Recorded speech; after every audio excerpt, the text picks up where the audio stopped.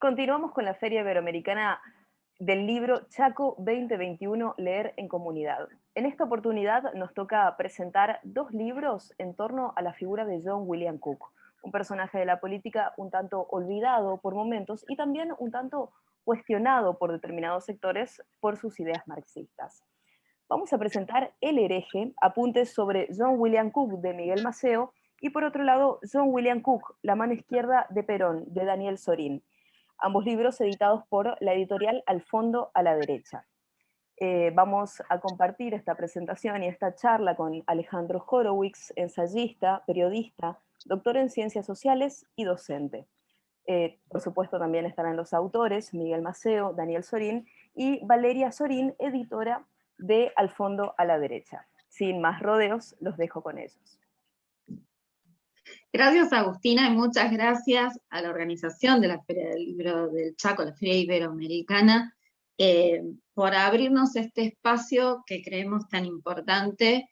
Ustedes saben que Al fondo a la derecha se distingue por hacer ediciones digitales, porque creemos realmente que este es un elemento que puede abrir las puertas a una verdadera inclusión, ya que todos tenemos muy cerquita de nuestro algún celular y no se necesita más que eso para poder acceder a los libros digitales.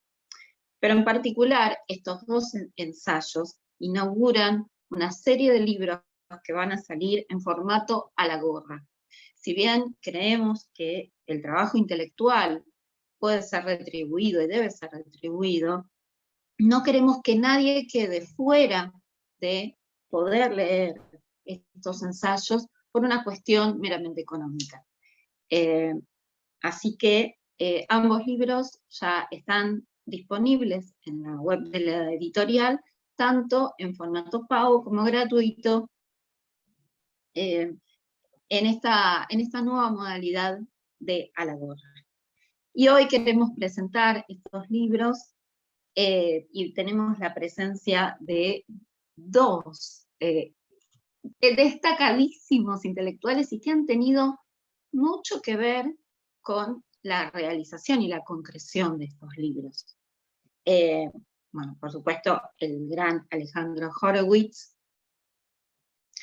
que ya lo presentó Agustina, ¿sí? Y que fue el primer editor de la edición en papel, ¿no? De John William Cook, La mano izquierda de Perón. Así que más que importante su participación.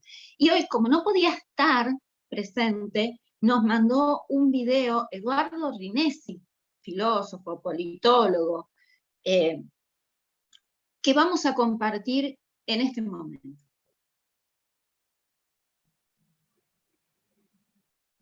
Bueno, enormes gracias a Eduardo Rinesi por este acercamiento, aunque no podía estar en este momento en esta reunión.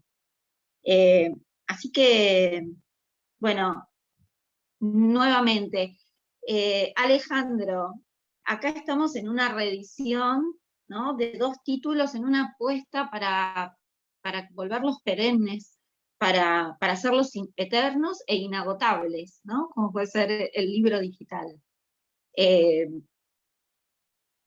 Contanos cuál es tu mirada sobre la necesidad de la circulación de estas obras hoy. Vamos a arrancar con una pequeña observación del oficio sobre la mala discusión entre digital y papel. El soporte de un libro es un asunto casi accidental. La idea de que el soporte de papel, que es un soporte que desde Gutenberg para acá viene funcionando, y eso ya es 5 siglos, empezando el sexto, pueda modificarse. Yo supongo que con el correr del tiempo y la velocidad de la innovación tecnológica van a aparecer soportes que hoy todavía son inimaginables. Esto no cambia el fondo de la cuestión. Un libro es una cantidad de ideas fijadas en un soporte que hacen posible la ampliación de la memoria personal y colectiva y hacen posible la revisión por parte de contemporáneos y extemporáneos de cualquier fenómeno. Hecho este introito, Cook tiene la peculiaridad de ser un hombre del papel, un hombre de la época en que un libro no podía pensarse sino como un libro de papel. Esto señala simplemente que Cook murió en la década del 60, a fines de la década del 60, y la pregunta es entonces, un dirigente político que escribió en la década del 60, en un mundo que cambió como el que éste cambió, ¿tiene todavía algo para decirnos o simplemente es una suerte de nostalgia arcaica por el pasado? Un conjunto de hombres que fueron jóvenes, hombres y mujeres que fueron jóvenes en un momento determinado, quedan anclados a su juventud y por lo tanto repiten alguna cosa de ese entonces. Voy a aclarar los tantos de movida. Cook de ningún modo es un pensador concluido.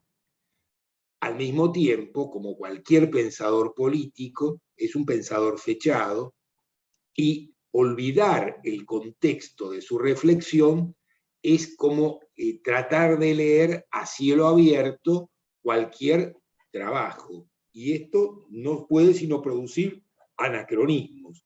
Por lo tanto, aquí viene la importancia de los libros sobre Cook, que son aquellos que permiten saltearnos el anacronismo y introducirnos con un cierto contexto en las condiciones en las que este pensamiento fue construido. Cook, el contexto de Cook está atravesado por dos datos claves que no deben soslayarse en ningún momento. El primero es la proscripción política del peronismo. Cook es el pensador en el ciclo de la proscripción y es el pensador que se propone ponerle fin a la proscripción no de cualquier modo, sino con una salida revolucionaria y socialista, porque el otro elemento clave del pensamiento del Cook es el contexto construido por la Revolución Cubana.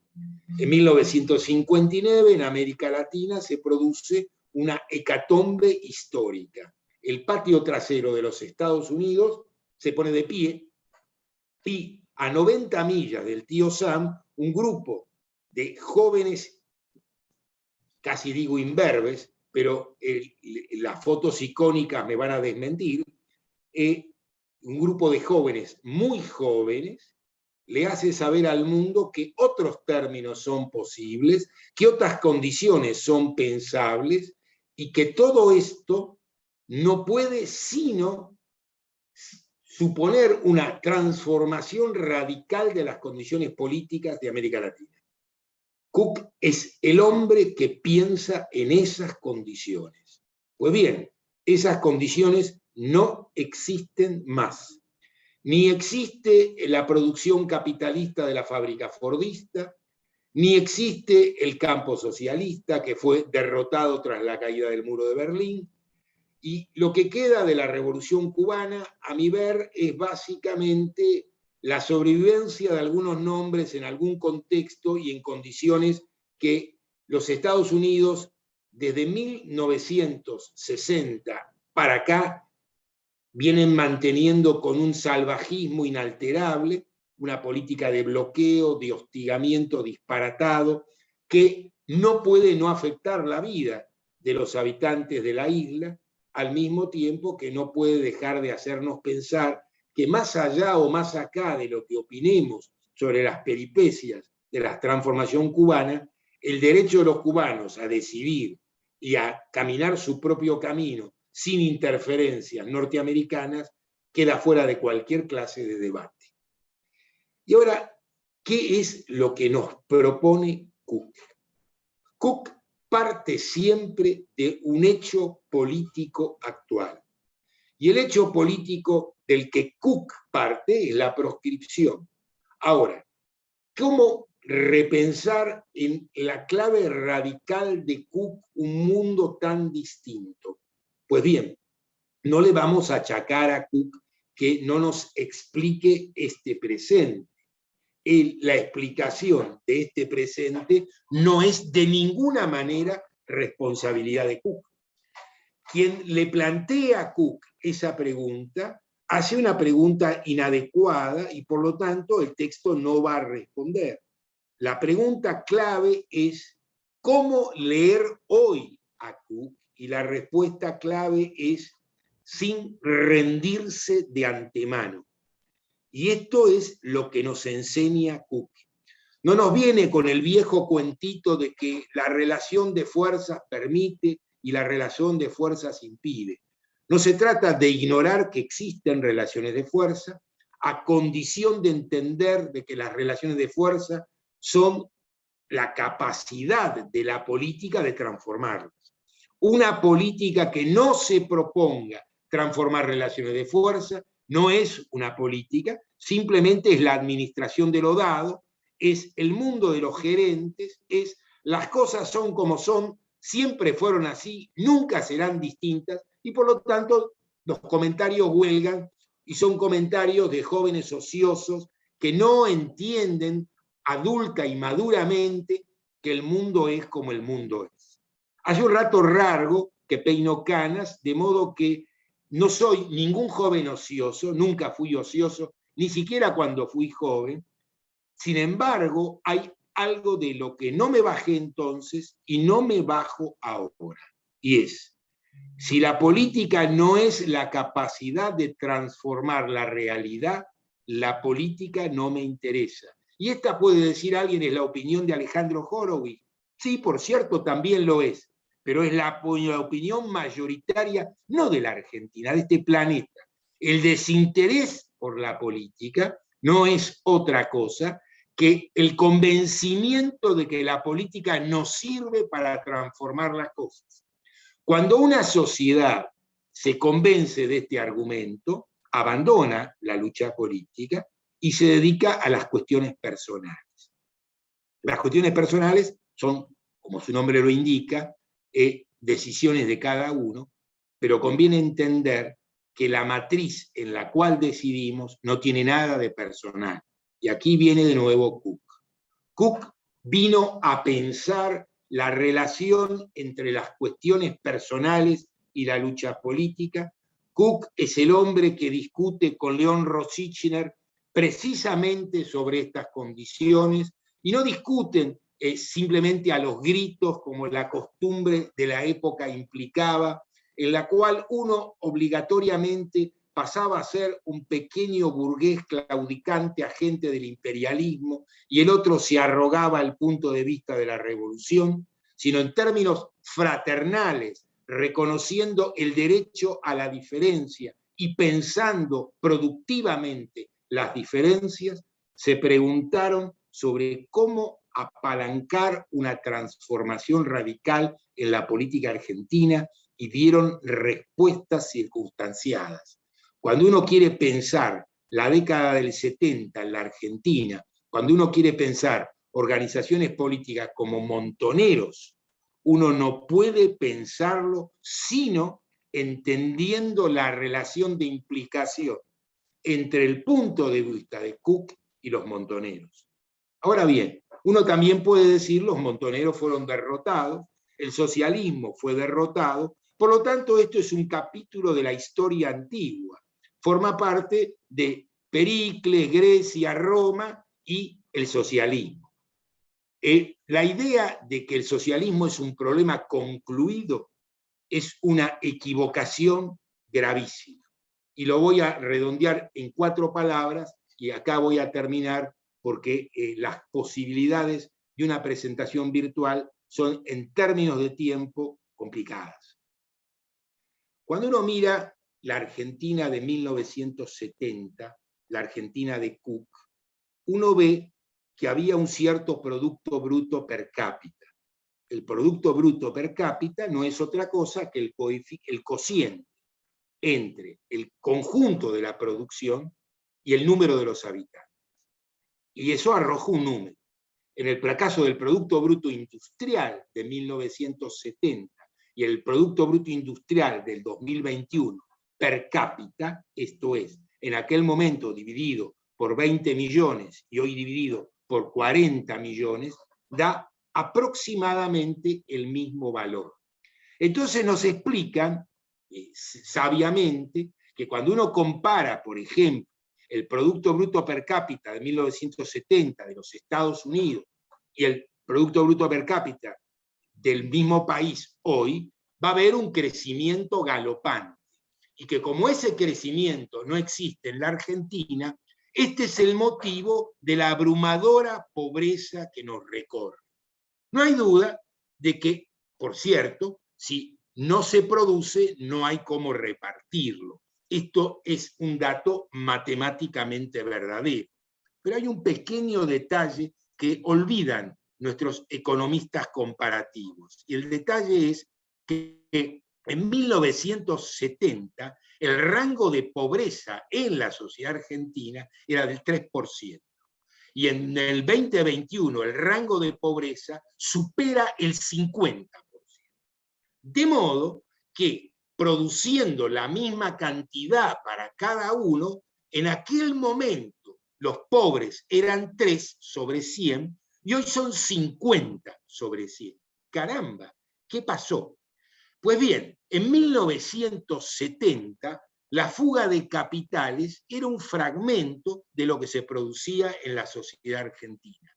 En el 2021, la fuga de capitales de la República Argentina hacia el sistema financiero internacional es un Producto Bruto y medio, para que eso sea un número, 600.000 millones de dólares. Ahora sí entendemos mejor por qué hay 50% de pobres.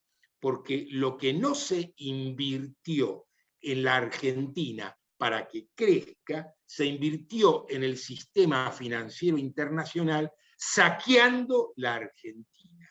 Cook era uno de los dirigentes políticos que se negaba al saqueo y que planteaba que la política comienza en el momento en que el saqueo termina.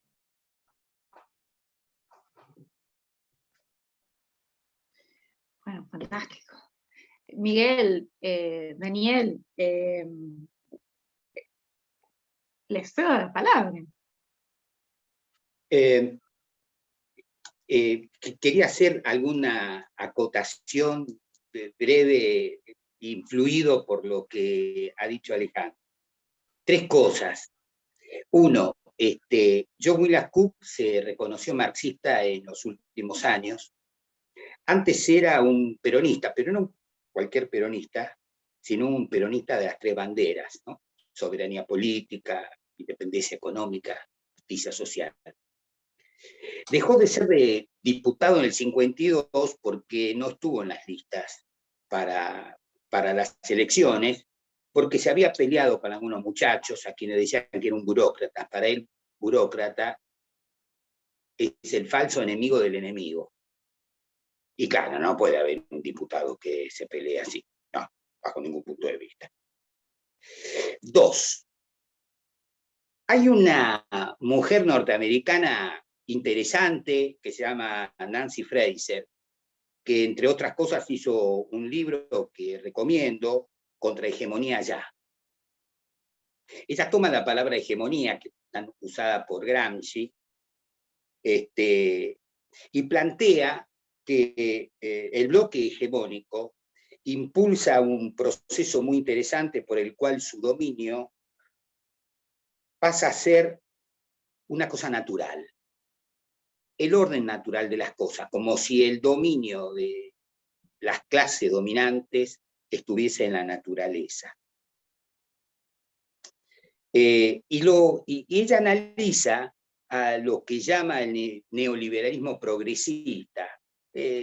Son los demócratas, no todos los demócratas, una parte sustantiva de los demócratas, muy afectos a las reivindicaciones de las minorías. Vamos con los negros. Sí, no se puede hacerle mal a los negros. Tampoco a los inmigrantes. Tampoco a los homosexuales, no. Todo eso no. Y está muy bien. Pero eso sí, la torta se divide igual que antes, con las mismas proporciones. Es decir, la apropiación de la plusvalía, la apropiación del trabajo se hace de la misma manera regresiva. Por lo cual no hay que encandilarse con esos derechos de nuevas generaciones que yo comparto, sin duda, sin ninguna duda, porque no atacan el fondo de la situación. Y ahora vayamos a la Argentina. En la Argentina hay una grieta terrible, dos bandos irreconciliables, todo es un desastre. Por un lado están los dos modelos, ¿no? El contrincante en el rincón azul, la derecha, que defiende los intereses del capital concentrado. Que ayer bombardearon Plaza de Mayo, que ayer desaparecieron 30.000 compatriotas y que mañana lo pueden volver a hacer porque no son mejores, no, son exactamente lo mismo.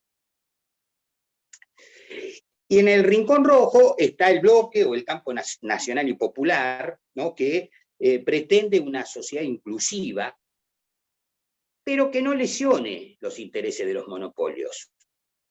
¿Ven? Porque, como decía Alejandro, la correlación de fuerzas. No seas trasnochado, no. Entonces, tenemos innumerables ejemplos, como Vicentín, por ejemplo, aunque Vicentín no era precisamente el capital más importante. Quiere una sociedad inclusiva, pero respetando a los monopolios, una sociedad que discute, parece que democráticamente, en paritaria los salarios, pero que jamás discute las ganancias empresariales. Oh, eso está prohibido. Eso es comunismo. Y en definitiva, hay una diferencia cuantitativa. Lo que propone el campo nacional y popular es que la pobreza no supere el 25% y que la indigencia, o sea, la cantidad de compatriotas y de prójimos que no comen lo suficiente o en la calidad necesaria para tener las calorías que garanticen su salud, no aumente el 10%, no supere el 10%. Y ahí parece que el progresismo se conforma.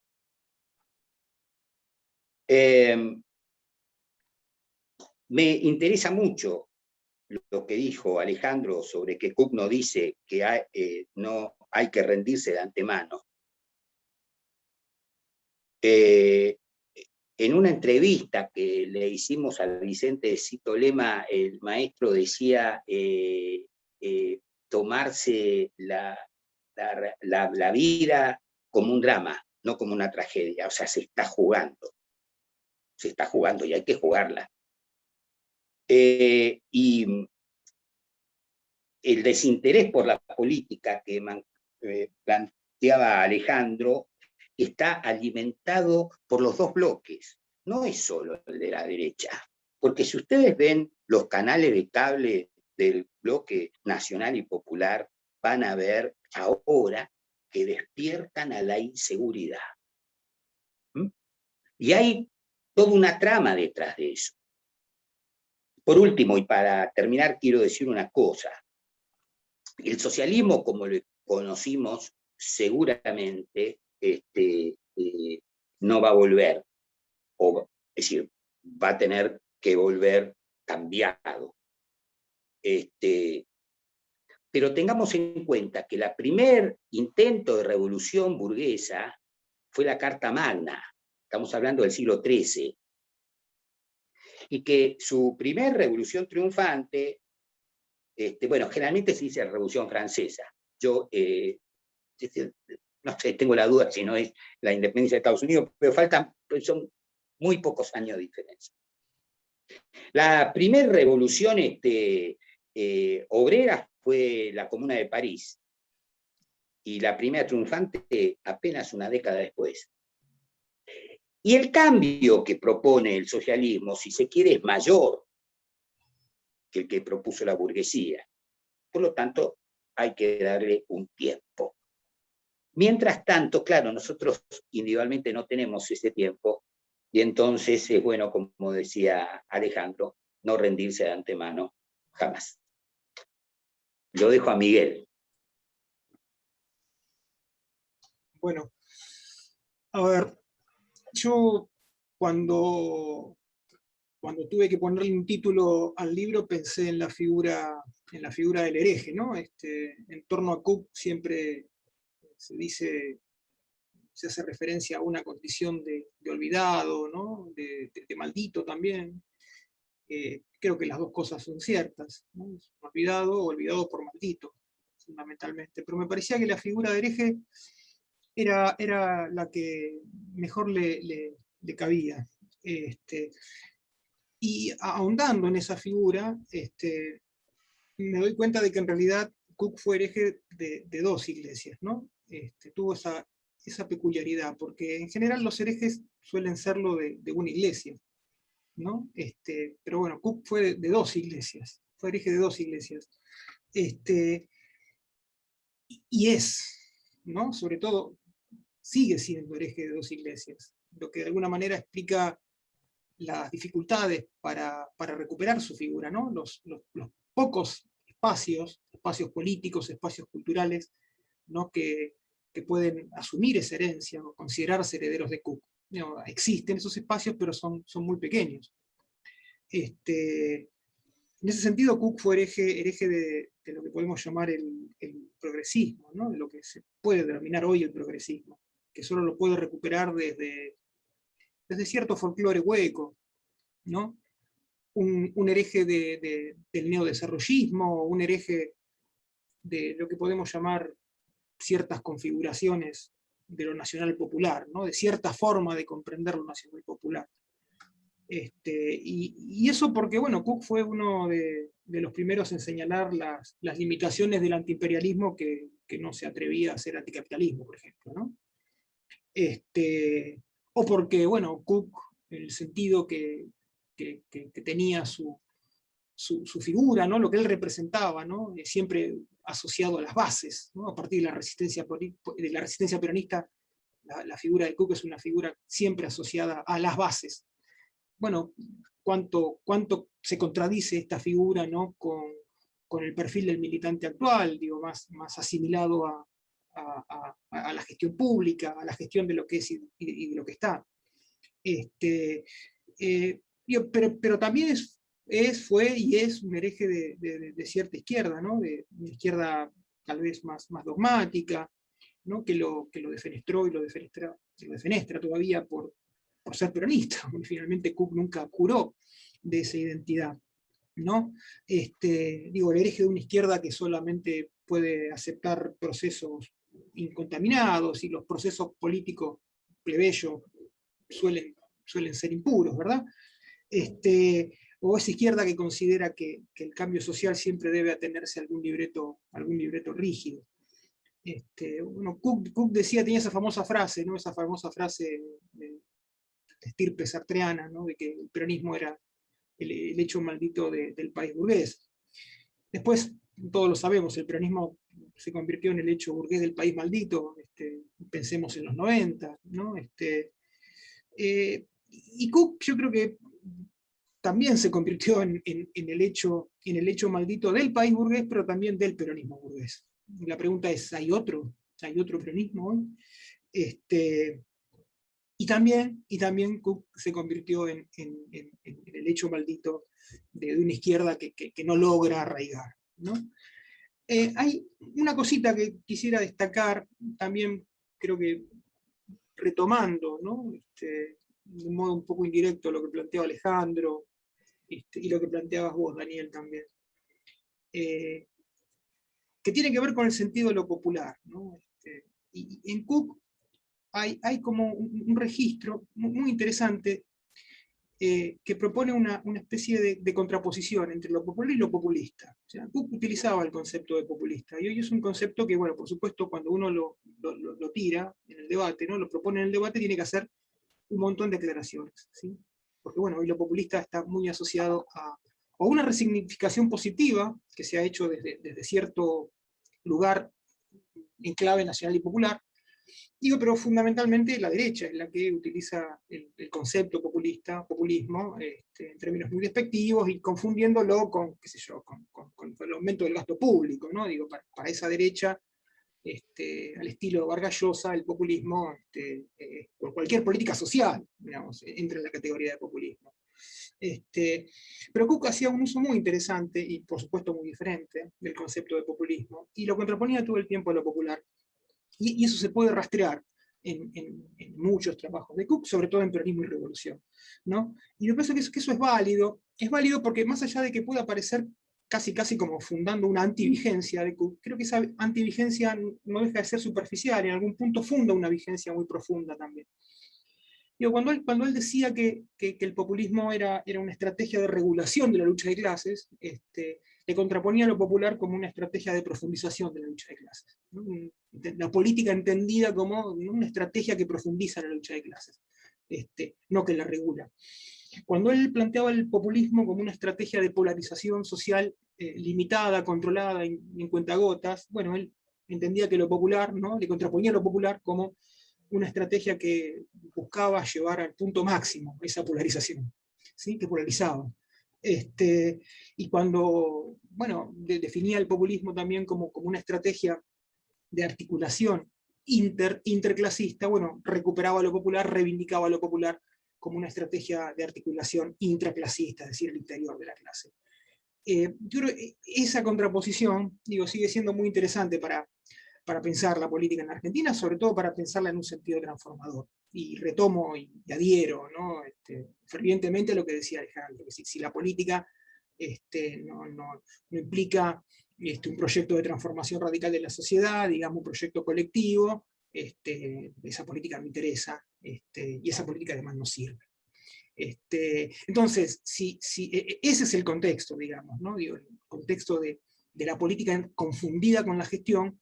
Digo, ese contexto hace muy difícil recuperar una figura como la de Cook, entender una figura como la de Cook.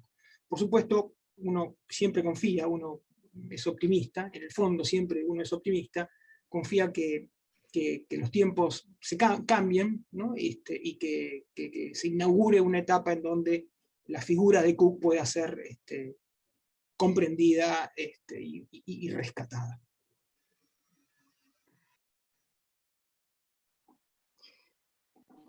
Me quedo con esto que trajo Alejandro, de leer a Cook sin rendirse de antemano. Me quedo con esto de leer en herejía. Me parece sumamente interesante en estos tiempos de un discurso que parece no tener rendijas, poder darnos la posibilidad de leer en herejía. No sé, Alejandro, si querés decir algo más. La tentación existe, pero ¿tenemos algún minuto más? Unos minutitos, todos dedicados para vos. Muchas gracias.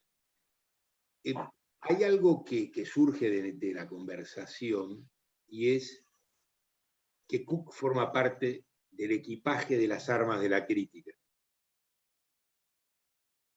Y hay dos viejas cuestiones que no debemos olvidar. Sin las armas de la crítica, no es posible transformar nada. Solo con las armas de la crítica, tampoco.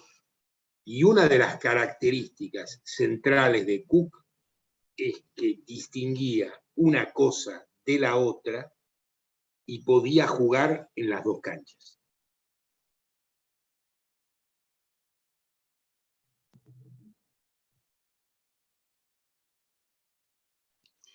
Muchísimas gracias. Muchísimas gracias. Queda abierta entonces la invitación a que de una u otra forma puedan acceder y dedicar un tiempo de lectura a la palabra de Cook y resignificarla, obviamente, reutilizarla, que para eso es válido que circule.